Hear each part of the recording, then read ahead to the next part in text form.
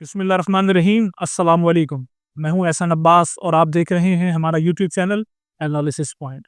नाजरीन, इन पहाड़ों के पीछे पाक ईरान बॉर्डर है और आप जो ये यहाँ से पेट्रोल की और डीजल की स्मगलिंग देख रहे हैं, ये बहुत ही ख़तरनाक रास्तों से हो रही है। ईरान से तेल की स्मगलिंग पाकिस्तान में हुक्मरानों और टॉक शोज में बैठकर बातें करने वालों की नज़र में मुल्क की मईशत को दरपेश बड़े चैलेंजेस में से एक है। मैंने इस हकीकत को जानने की कोशिश की कि क्या वजह है कि ईरानी तेल की स्मगलिंग के खिलाफ हुकूमतें हमेशा ही पूरे जोरों शोर से कार्रवाई करती हैं, लेकिन इसको ख़त्म नहीं कर पाती। मैंने ये भी जानने की कोशिश की कि क्यों और कौन कौन से लोग इस खतरनाक काम से मुंसलिक हैं। तो मैं इस नतीजे पर पहुंचा कि ईरान से पाकिस्तान तेल की स्मगलिंग दर हकीकत स्मगलिंग ही नहीं बल्कि गैर रस्मी तिजारत भी है, जिसमें हुक्मरानों की खामोश रजामंदी भी शामिल है। आज की इस वीडियो में हम आपको यही सब बताने और तफसील से समझाने की कोशिश करेंगे। अगर आपने हमारा ये यूट्यूब चैनल अब तक सब्सक्राइब नहीं किया तो फौरी कर लें, बेल आइकन को लाजमी दबाएं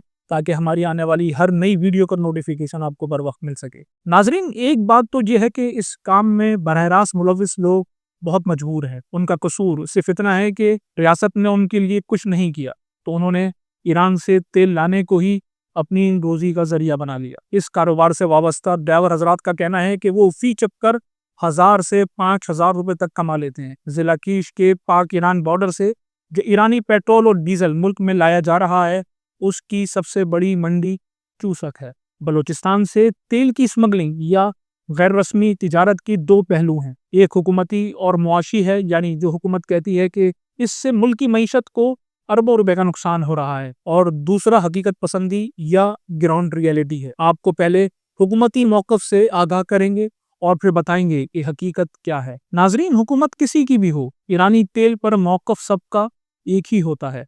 ऐसा क्यों होता है ये आगे चलकर आपको बताऊंगा। अभी शुरू यहाँ से करते हैं कि इमरान खान के दौर हुकूमत में ईरान से तेल की स्मगलिंग के खिलाफ बड़ा क्रैकडाउन किया गया। कोई 2-2.5 हजार पेट्रोल पंप्स मुल्क भर में सील किए गए थे जो ईरानी तेल की स्मगलिंग में मुलविस थे या इस्तेमाल कर रहे थे। फरवरी 2021 की बात है। सेनेट की स्टैंडिंग कमेटी बराए पेट्रोलियम ने बताया कि तकरीबन 22 लाख अफराद ईरान से $2 अरब सालाना तेल की स्मगलिंग में मुलविस हैं, और ये तेल मुल्क की तलब का 20% पूरा करता है। बहुत बड़ी फिगर है ये। और ये भी बताया गया कि इससे एफबीआर को सालाना 200 अरब रुपए का नुकसान हो रहा है। फिर हमें ये भी पता चलता है कि ईरानी तेल की स्मगलिंग में 29 सियासतदान और 90 सरकारी हुक्काम भी मुलविस हैं। सालाना 2 अरब 81 करोड़ लीटर तेल ईरान से स्मगल होता है। ये भी बताया गया कि पाकिस्तान स्टेट ऑयल यानी पीएसओ की गाड़ियां भी ईरानी तेल की स्मगलिंग में मुलविस हैं।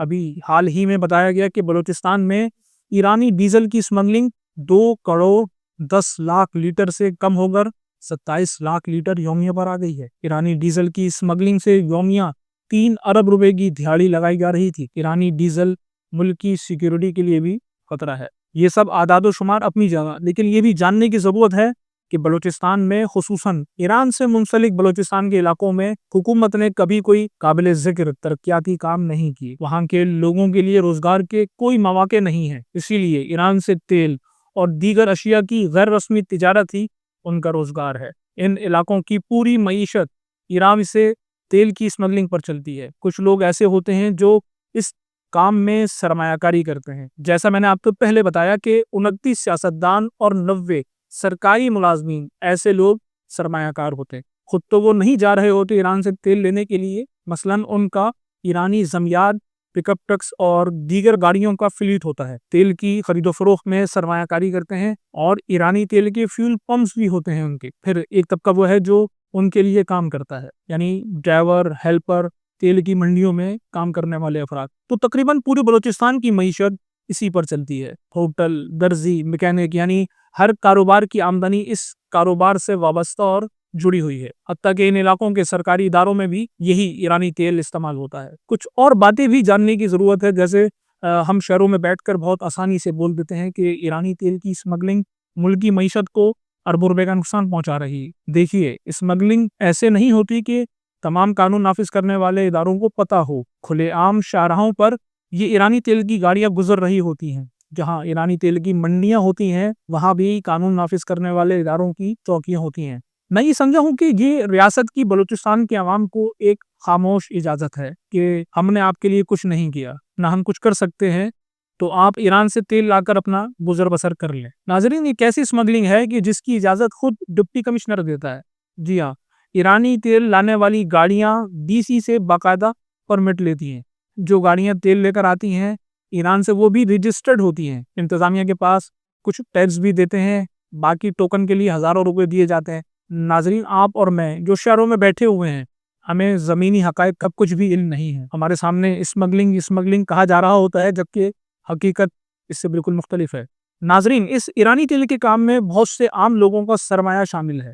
مثلا بلوچستان کے سرحدی علاقے تربت میں رہنے والے کسی بندے کا کوئی بھائی دبئی، سعودی عرب یا کسی خلیجی ملک میں ہے، وہ وہاں مزدوری کر رہا ہے، وہ اپنے بھائی کو یہاں بلوچستان میں پیسے بیچتا ہے تاکہ تم کوئی کاروبار کر لو، تو وہ ایک گاڑی یعنی زمیات خرید کر ڈرائیور رکھ کر ڈی سی کے پاس رجسٹرڈ کروا کر یہ کام شروع کر دیتا ہے۔ تو اس نے غلط کیا ہے؟ اس نے کوئی نہ کوئی روزگار کا ذریعہ تو اختیار کرنا ہے، جبکہ اس کے علاقے کے اندر کوئی بھی کام کرنے کو ہے ہی نہیں۔ تو جو لوگ یہ تیل لا رہے ہیں ان کے حالات دیکھنے چاہیے۔ یہ انتہائی قابل ترس لوگ ہیں، ریاست نے ان کے لیے کچھ بھی نہیں کیا، ان کو ان کے حال پر چھوڑ دیا۔ ایرانی تیل کی اس غیر رسمی تجارت سے وابستہ ایسے نوجوان ہیں جو دنیا کے بارے میں کچھ بھی نہیں جانتے۔ کوئی ڈرائیور ہے تو کوئی ہیلپر ہے، ساتھ میں ہر ایک بندے کی کہانی دوسرے سے زیادہ دردناک ہے۔ اب سوال یہ پیدا ہوتا ہے کہ کیا ہماری حکومتیں یہ جو منڈیوں میں تیل کی لوڈنگ آف لوڈنگ کا کام کر رہے ہیں ان کو نوکریاں دے گی؟ آپ ان کے گھر بار کا راشن پورا کریں گے؟ آپ بس بھاشن دیتے رہتے ہیں کہ ملک کی معیشت کو سالانہ 250 ارب روپے کا نقصان ہو رہا ہے۔ کس طرح سے یہ نقصان ہو رہا ہے؟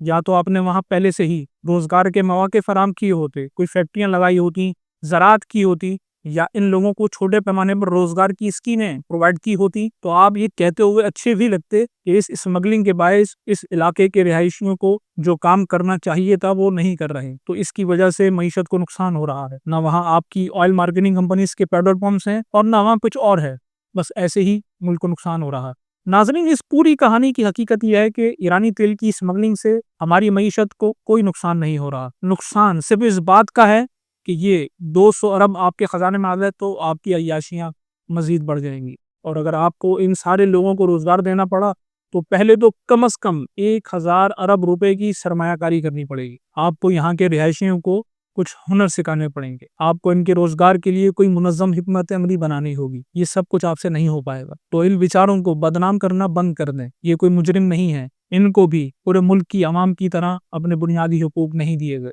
تو یہ ساری کہانی ہے ایران سے تیل کی اسمگلنگ۔ امید ہے آپ کو ہماری یہ ویڈیو پسند آئی ہوگی۔